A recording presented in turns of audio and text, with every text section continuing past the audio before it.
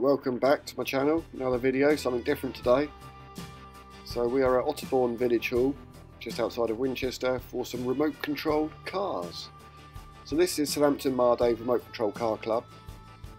Been running for a good few years now, and I'm here because I race here almost every other Sunday when they have an event on. So this is the Village Hall here. So I race a little mini, 1/12 scale mini. They have several classes.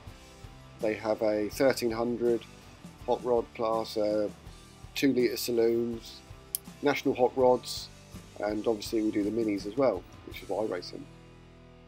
Up here is on the race control, so if you ever do decide to come to this club, check us out. This is a race control where you sort of like log in and book in and pay your fees. There's me, I've just put my green mini on the track. Just going to go around a few times, see what it's like, make sure everything's running okay, make sure the tyres are good. And it seemed okay. I've done a couple of laps and I was happy with it. I was like, yeah, that's alright. Mini's going round in a circle. What more do you want? But you'll see that, you know, in some of the later races, how competitive some people are. Might get a little bit confusing because there is 3 green minis on the track. Myself, my mate Adam, who's also driving the green car. He's the one I'm just about to rear end there. That's Adam's. The one to my left, I don't know his name, but he's got a yellow roof, so it's a little bit easier to spot the difference between those two.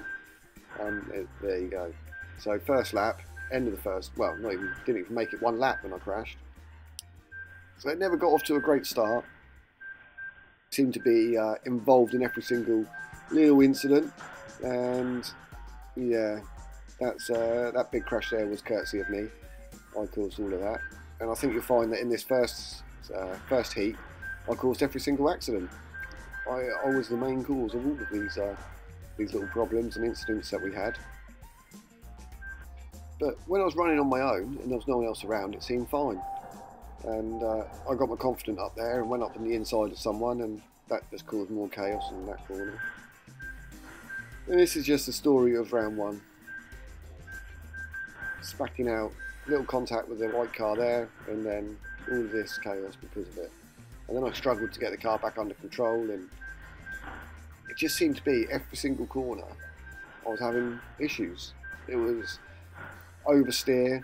Well, I didn't get any understeer at all. It was always oversteer, back end stepping out way too much, and it was becoming a bit of an issue to control it.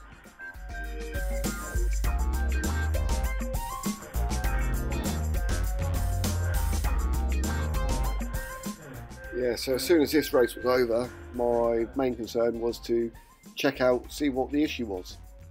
And here is the issue. The outside tyre had no grip left. Well, there's no rubber left there at all. And there's an old tyre that I've got, which you can see there's still plenty of meat on. It's a little bit chunked, but yeah, there's still plenty of meat on that new tyre. So it's just a case of putting a new tyre on and hoping that that would rectify the problem. So let's get out into round 2 and see what happened. So after a catastrophic fail in round 1, I was a little bit more optimistic for round 2 after swapping out that bold tyre for a new one. But it turned out that wasn't the case. That old tyre that I'd put on had obviously gone off, if you like. So that they don't have a sell-by date or a use-by date, but they degrade over time, and I think that's what happened to that old tyre that I'd put on. It degraded, it had lost its grip. So it was probably better in the first round than it was in this round, the second round. At the end of this round, I decided that, you know, the best thing to do was to swap the tyres over, put the left on the right and the right on the left, and, you know, hopefully, because the outside tyre needed more grip, that would rectify the problem. So I went and bought some new tyres as well because they need to be trimmed up. So I bought some new tyres, and I went and got myself a new shell as well, because you can see, look at the state of this shell, it's terrible. So let's go over to the shop now, the little shop that they got here, and get ourselves some bits. How much are the shells? 6 quid. 1 shell into 35 rear tyres. 35 jack, not tuning blue. These ones? These ones, 35s. You got any? Them ones, aren't they? Yeah, they're the ones. I've got to turn down for the mini. I'll get them ready for next time. Just them. Cheers, mate.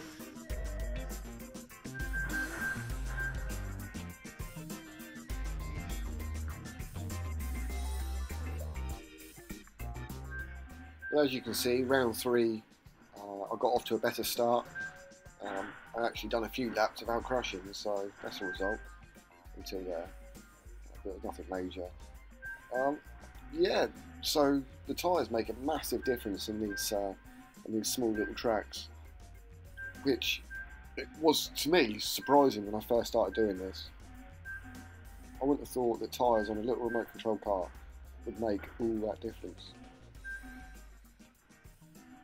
I was really impressed with round 2. I think the first round I finished sort of like towards the back, maybe 5th, I think. I think there were 7 cars racing. I think I finished 5th in the first round, 6th in the second round, so 2 terrible rounds.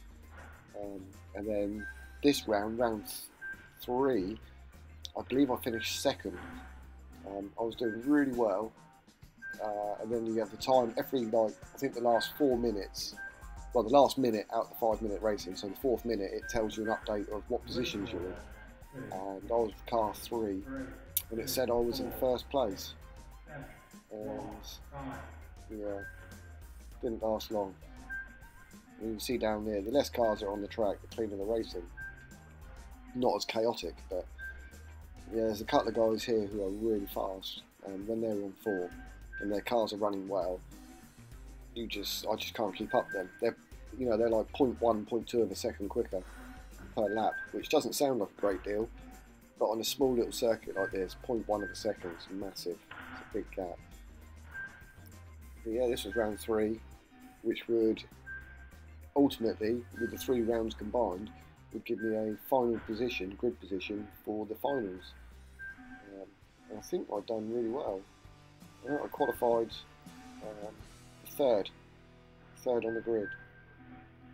But yeah, you can see it was pretty much no problems once I'd sorted the tyres out.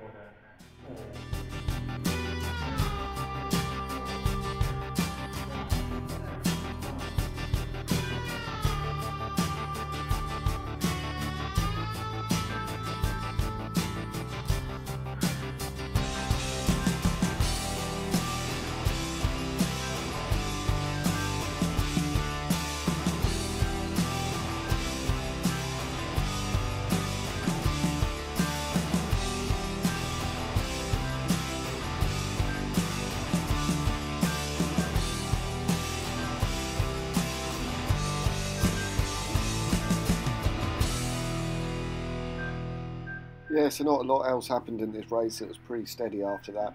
It was just a case of overtaking back markers and trying to keep up with 1st place.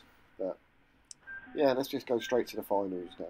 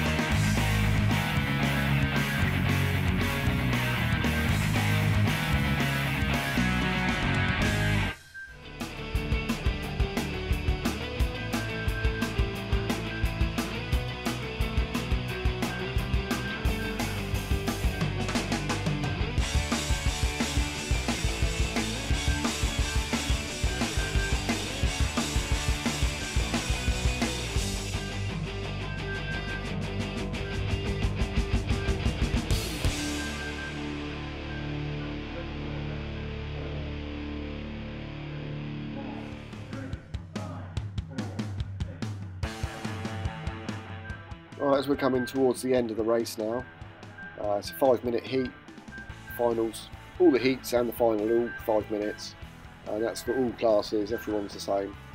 But I only filmed the minis because that's what I race in, the minis.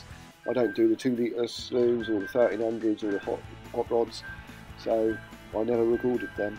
If you want to see the other classes, let us know, and maybe we'll film some of them as well. Get a few more cameras up, get some different angles.